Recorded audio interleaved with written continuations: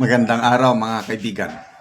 Bigyan natin ngayon ng reaction opinion ang latest pahayag ni Pangulong Marcos Jr. habang nasa Malaysia siya. Sa interview ng media, tinanong siya tungkol sa reconciliation. Sabi niya, dapat walang kondisyon ang reconciliation. Bakit daw? Basta, mupo lang daw sila mag-usap at tingnan ba ano bang dahilan ng problema. Basta gusto lang daw niya, wala siyang kaaway. As in, gano'n lang. Okay, ito, report ng News 5. Pakinggan natin. Kapatid, update muna tayo. Binigyang diin ni Pangulong Bongbong Marcos na walang kondisyon ang reconciliation. Sinabi niya yan sa press briefing kasama ang mga Malacanang reporters matapos niyang tumalo sa ASEAN Summit dito sa Kuala Lumpur, Malaysia.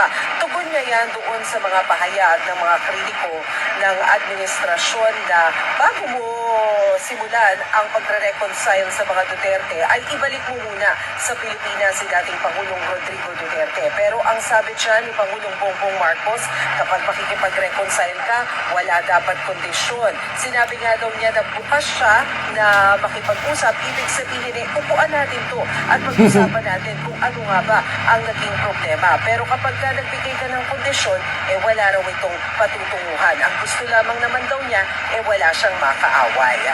At yan muna ang update mula dito sa Kuala Lumpur, Malaysia. Ako po si Maricel Halili para sa Frontline ngayon. Okay. So, yan na. Ano ba? Walang kondisyon ang reconciliation. Paano nga ba nagsimula yung reconciliation na yan, ha? Nagsimula yan dahil sa podcast interview ni Katunying. And I believe na yung mga questions na yon hinanda. Hindi naman lang basta na lang naisip ni Katunying. Mayroon ng prepared questions yan. So, nakikita nila na lumalakas ang political base ng mga Duterte. Kaya bumababa yung rating nila dahil ang taong bayan nagagalit na sa kanila. Yung ginawa nila kay BP Sara at kay PRRD. Kasi nga si Congressman Toby Chanco mismo ang nagpahayag ng malaking rason bakit natalo ang alyansa yung pinilit nilang impeachment case ni BP Sara na dagdagan pa ng kidnapping ni PRRD. So to address that issue, gusto nila na baka sakaling magka-reconcile at maayos ang lahat. Kaya yun ang opinion ko lang ito, ha. Opinion ko lang ito. Yun ang nakita kong dahilan bakit nagpa-podcast interview kagad si PBBM para makabawi. Kasi pabulusok na, talong-talo sila sa eleksyon, ang rating pabulusok. So kailangan nilang makabawi at akala nila yung kahandaan ng Pangulo na makipag-reconcile, ayos yun. Talaga namang ayos. Bakit hindi? Mas maganda yung mag-reconcile dahil sayang yung nasimulan, yung political capital ng administrasyong ito, yung pagsasamahan ng unit team, sayang. At may magagawa pa yung itong remaining 3 years ng administrasyong ito, marami pang magagawa. Kung magkaayos, kung mag-reconcile. Pwede, maganda. Kaya lang, hindi naman pwede. Kung ako ang Duterte family, anak ba ako mismo si Tatay Digong, ano yan? Nakakulong ako, nakakulong ang tatay ko, tapos mamaya kalimutan na lang yun at mag-reconcile tayo, bati ulit. Sabi nga ni illustration ni Mr. Rigoberto Tiglao sa kanyang column na mayroong bully na estudyante sa eskwelahan, malaking estudyante. Binubuli niya yung maliit na estudyante, mamaya pinatulan ng maliit, isang uppercut lang, tumba ang bully. Then, bumangon ng bully, bati na tayo. Kasi napatunayan na ng bully, hindi niya kaya malit eh. Bati na tayo, magkaibigan na. Parang ganun nangyari. Inimpeach nila si BP Sara. Kinidnap si Tatay Digong. Ngayon, nagkadipo-dipo na sila. Talo sila sa eleksyon. Baba ang rating nila. O, yan. Reconcile na tayo. Pwede ba yun? Ay, nako. Anong klaseng pag-iisip? Kaya, ako, tama yung sinasabi ni na Senator Bongo, sinasabi ni na Attorney Panelo na ibalik nyo muna si Tatay Digong at pwede. Bakit hindi? Kailang kung wala silang gagawin para ibalik si Tatay Digong, suntok sa buwan yung reconciliation na yan. Kalimutan na lang. So, unang pagkakamali, yung tanong ni Katunyeng, sana hindi na lang itinanong yon kasi kahit anong sagot ng Pangulo, malalagay siya sa alanganin. Tanong, gusto mo pang mag-reconcile? Pag sagot niya, hindi, mapapasama siya. Bakit naman? Ikaw ang amahan ng bansa, dapat i-unite mo. Oh. Yan, sabi niya, gusto ko. Oh, yan, gusto, maganda. Kailang, ibalik niyo muna si Tatay Digong. Yun ang kondisyon.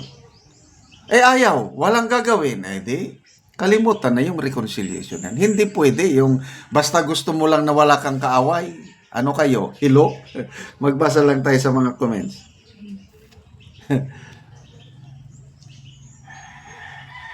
Dowry Buitini, sana. Then, no peace. It is his loss. Just feel the slow downfall.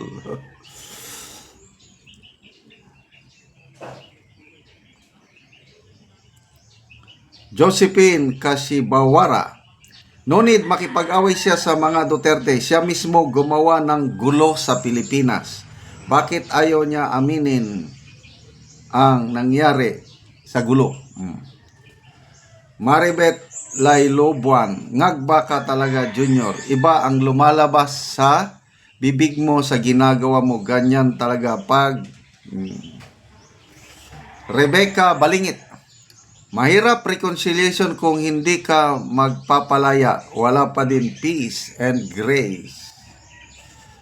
Gio Nyokose, hindi seryoso sa reconciliation. Ikaw ang nagkamali at ang gusto mo masunod, ikaw pa rin kahit di itamang pagkakamali. Ibang klase, mapagmataas ka. Lalo kaya, alam, halos lahat ng comments dito, negative sa presidente. O sige, kung ano ang iyong itinanim, yan din ang inyong aanihin. Salamat mga kaibigan sa inyong pagsubaybay sa ating channel. Nakakatulong kayo ng malaki sa tribong Talandig ng Bukidnon. Kaya, ang sweldo natin ay tinutulong natin sa tribo. Namimigay tayo ng yero at pako para ma-repair ang sira-sirang bahay ng tribong Talandig. Panoorin nyo ang video na ito.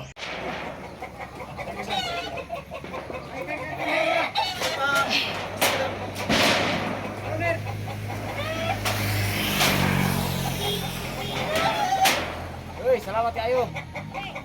Sponsor aning asin sa labos sa kanan sa Ginoo. Ay nakabalay na gyud.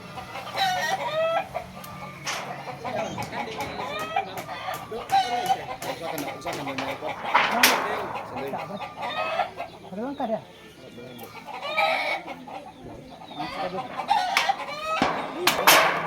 Picem kada basta ini.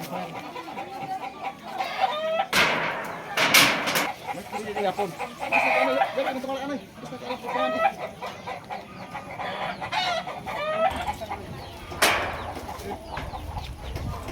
Dito tayo. Ito pa tayo.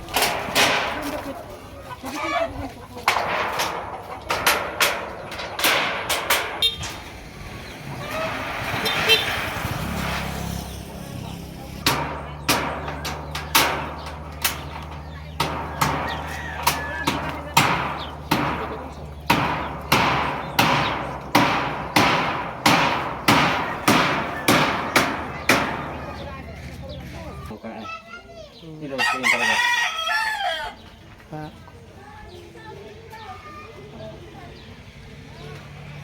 Ano ko ba na sa amin si.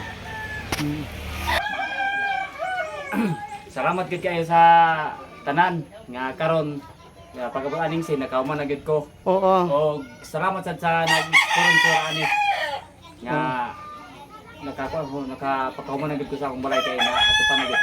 Oo. So salamat kaayo. O salamat sa tanan. Oo.